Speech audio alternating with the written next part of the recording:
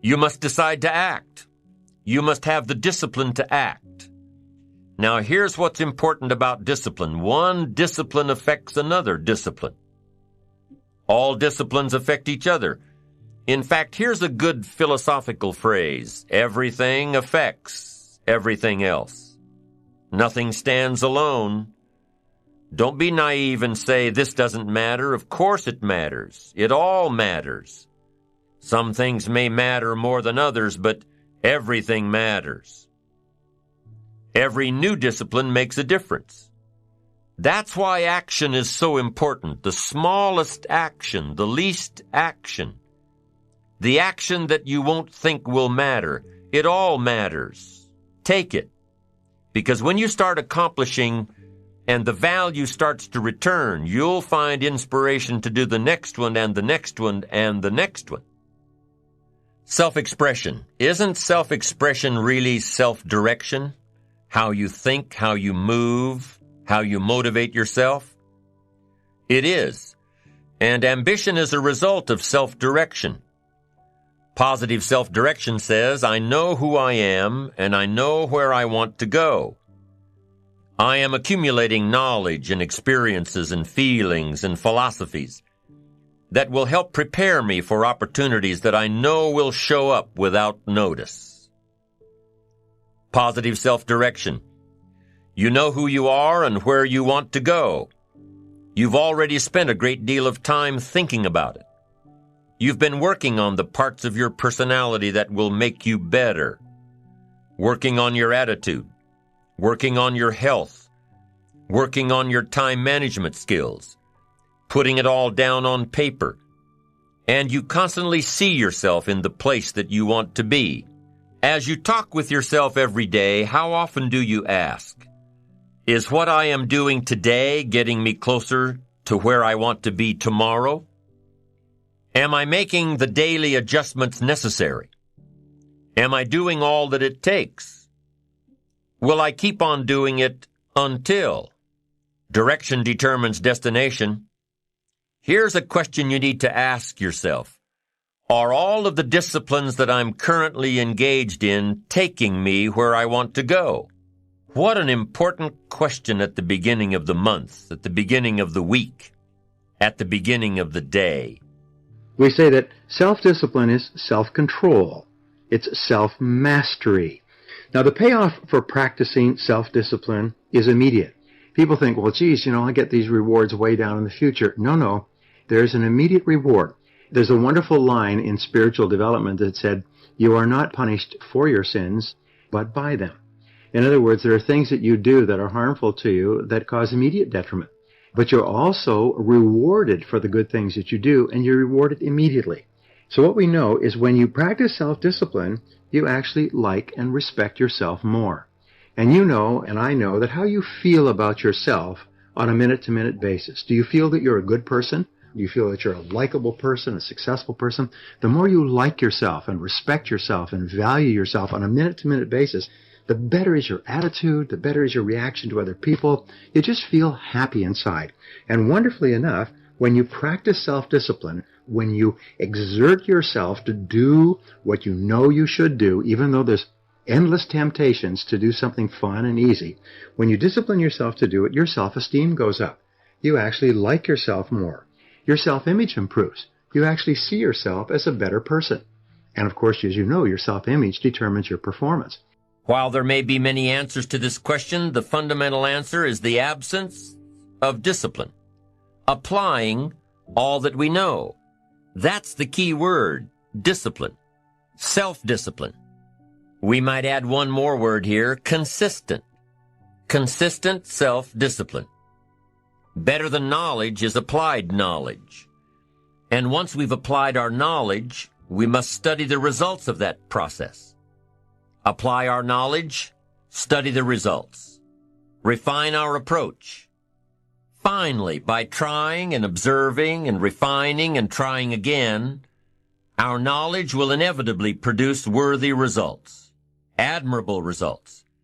And with the joy and results of our efforts, we continue to apply, to learn, to observe, to fuel our ambition with the positive reinforcement of continued progress.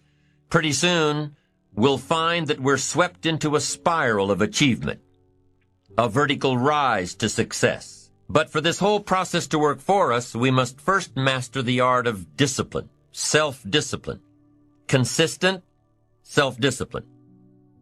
It takes consistent self-discipline to master the art of setting goals, to master the art of time management, to master the art of leadership, to master the art of parenting and relationships.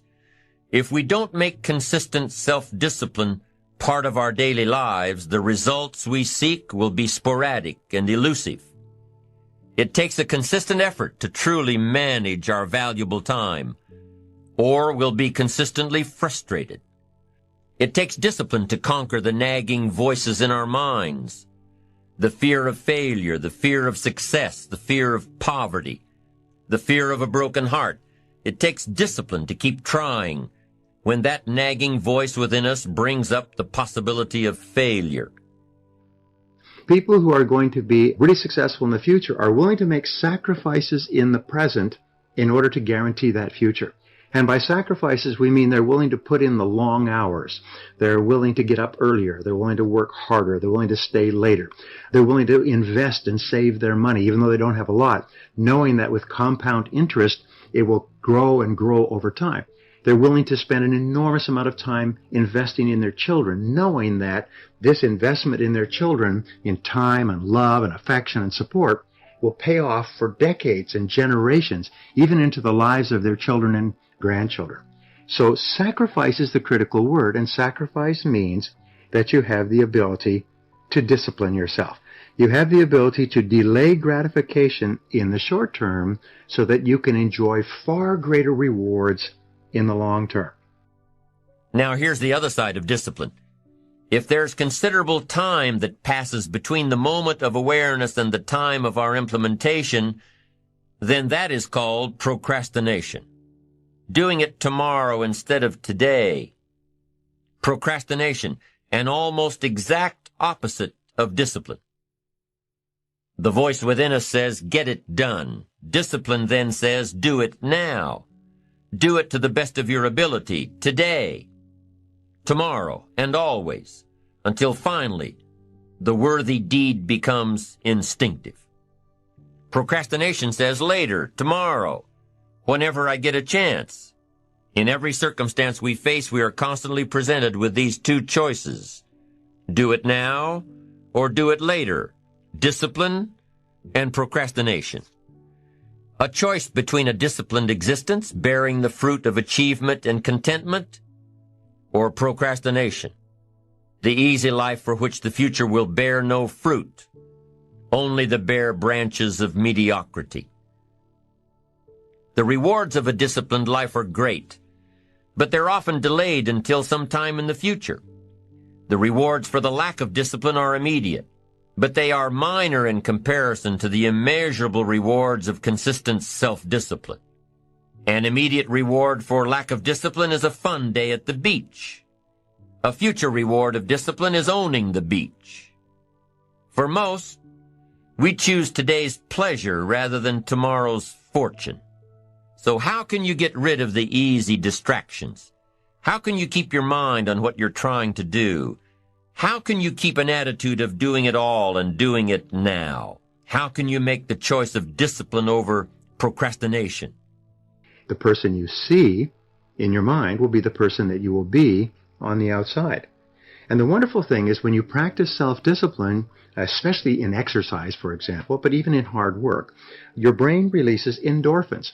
And endorphins are called nature's happy drug. And it actually makes you happy to practice self-discipline, to take control of yourself and make yourself do the right thing and complete it. You feel good about yourself in the moment. And of course, the effect that it has on your future can be tremendous. Now, fortunately, self-discipline is a habit that you can learn with practice and repetition. If you do something over and over again, you eventually develop a habit. The difference between successful people and unsuccessful people is successful people have success habits. And the most important success habit they have is the ability to make themselves do what they know they should do at this time. And wonderfully enough, if you practice it over and over again, it finally locks in. How can you stay focused on your ambitions? You can keep your focus on your work. You can get it done today instead of tomorrow. You've got to really work on your consistent self-discipline on a daily basis, or you'll find yourself distracted. Distracted by negative thoughts, distracted by negative people, and pretty soon, depending on the type of people you've associated with, distracted by your doubts within yourself. Never underestimate the power of influence and associations. And never underestimate the power of your own consistent self-discipline. Now let's take a closer look at discipline, at the 3 steps to becoming disciplined. First, true discipline is not the easiest option. Most people would rather sleep until 10 o'clock than get up at 6. It's easier to go to bed late, sleep late, show up late, leave early. It's easier not to read. It's easier to turn on the television than to open a book. It's easier to do just enough than to do it all. Waiting is always easier than acting. Trying is always easier than doing. Imagine what life would be like if we didn't have to make our bed in the morning, or keep our garage clean, or pay our taxes, or show up for work tomorrow. Wouldn't it be fascinating if we didn't have to do these things? Wouldn't it be fascinating? What do you suppose would become of us? You're right. Not much. For whatever the reason, the system we live in and contribute to is designed to make the easiest things in life the most unprofitable. Profitable seems to be the most difficult. Our world is and always will be a constant battle between the life of ease and its momentary rewards and a life of discipline and its far more significant rewards. Each has its own price, the price of discipline or the price of regret. We will pay one or the other.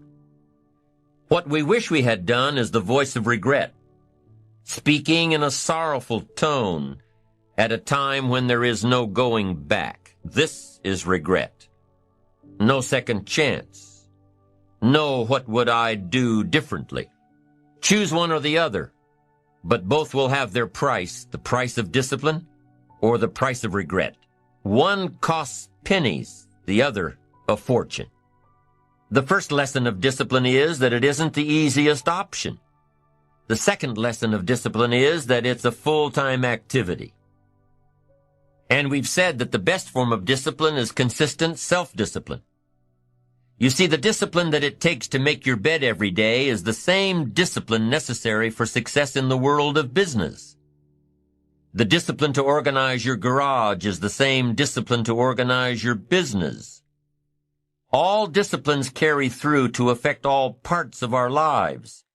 Now, many people get into the habit of taking the easy way out, looking for shortcuts, and so on. So they actually get into a comfort zone of doing things that are harmful to their long-term future. And they actually feel uncomfortable completing tasks or starting on their most important jobs. However, when you get into a new comfort zone, it will be easier for you to practice the habit of self-discipline than it would be in the past for you to take the shortcut. Goethe, the German philosopher, once said that everything is hard before it's easy.